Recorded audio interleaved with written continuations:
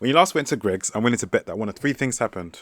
Either one, it came out of the oven and it was so hot it burned your tongue. Either two, it was maybe too cold. You wasn't very happy with that. Or number three, it was just right.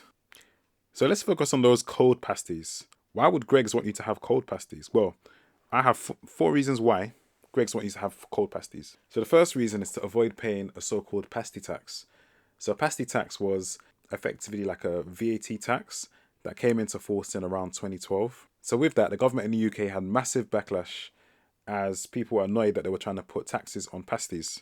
So the government ended up, after a massive, annoyance from the public. After all, Greggs is one of the UK's favourite pasty places.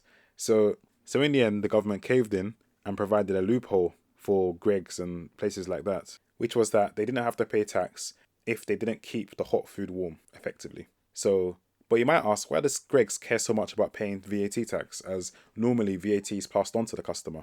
We'll come back to that later, but first of all, some of you might ask, what about the heater under the tray? Well, there isn't a heater under the tray.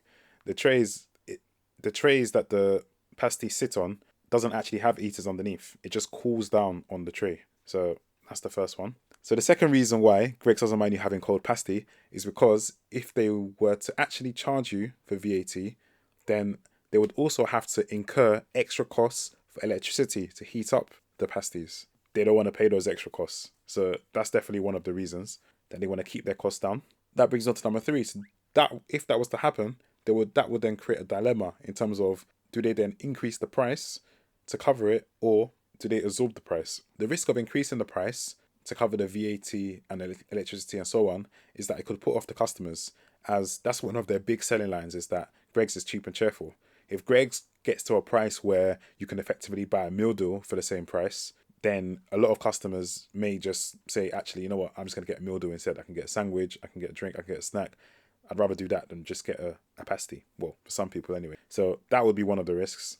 That would be a massive risk for Greggs. They don't want that. Then the fourth reason why they don't mind you having it cold is because if they were to absorb the cost instead of reducing the price, then they would make less profit. And they're very unlikely to do that, as they're not a charity. So there still remains a question: what can you do if you want pasty at the perfect temperature?